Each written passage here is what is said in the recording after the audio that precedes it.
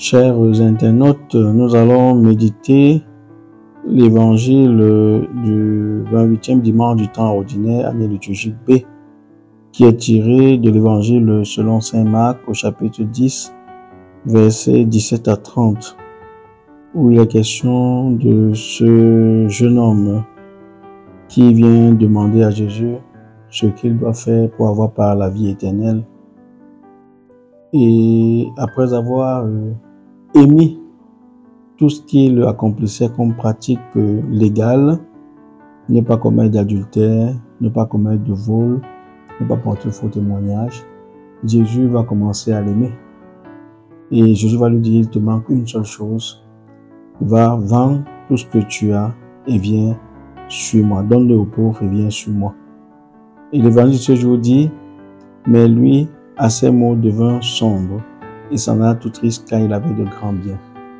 Et c'est pourquoi Jésus va se retourner auprès de ses disciples et leur dire, comme il sera difficile à ceux qui possèdent des richesses d'entrer dans le royaume de Dieu.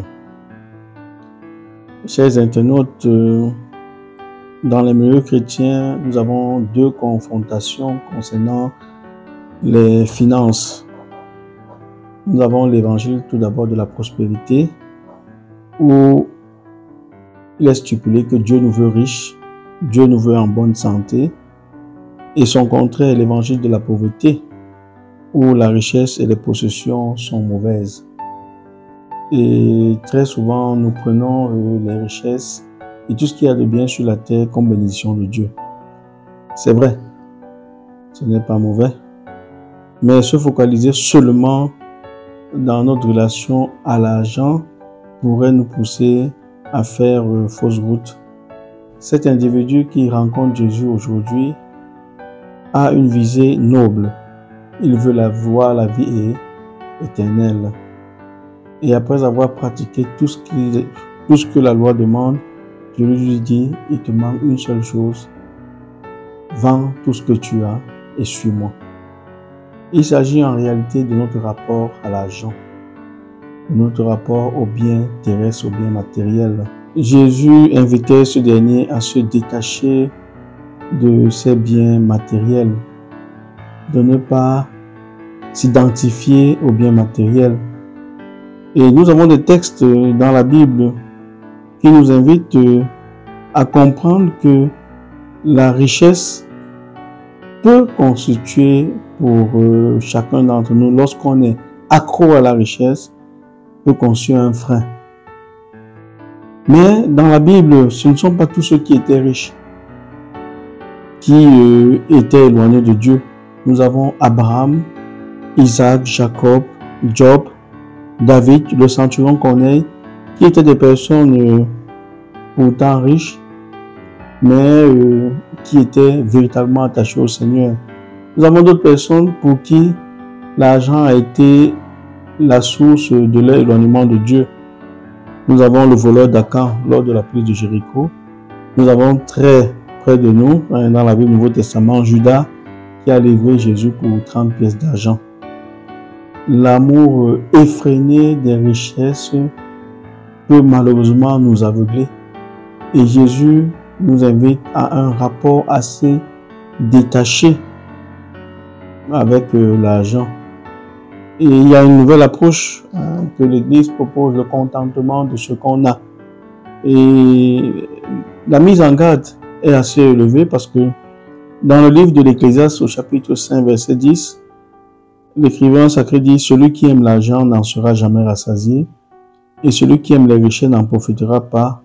Cela aussi, c'est de la fumée. » Ou encore « Gardez-vous avec soin de toute soif de posséder, car la vie d'un homme ne dépend pas de ses biens, même s'il est dans l'abondance. » Et Jésus aujourd'hui voudrait inviter ce jeune homme qui est venu vers lui à avoir une relation assez détachée de l'argent.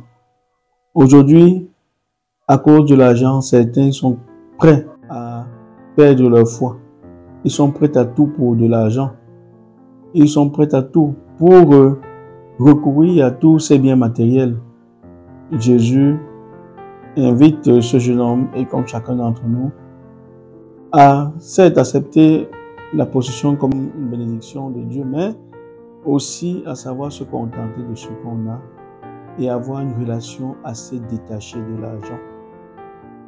Oui, que le Seigneur, en ce dimanche, nous donne la grâce d'être des chrétiens qui, à travers ce qu'ils ont, sont capables de louer Dieu, qui, avec leur richesse, viennent au secours des pauvres, mais qui également savent que nus ils sont sortis du ventre de leurs parents et que nus ils retourneront dans la terre. Et pour cela, ils seront appelés à vivre dans un détachement des biens de la terre.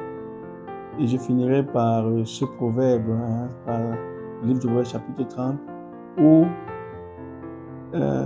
l'écrivain dit « Seigneur, ne me donne pas trop de peur que je ne t'oublie. Dans l'abondance, je risque d'oublier. Ne veux pas aussi manquer de beaucoup, de peur que je sois toujours dans la réclamation. Donne-moi ce dont j'ai besoin tous les jours pour te servir et pour servir mes frères. » C'est ce que nous souhaitons pour vous qui nous écoutez, et que le Seigneur nous bénisse au nom du Père, du Fils et du Saint-Esprit.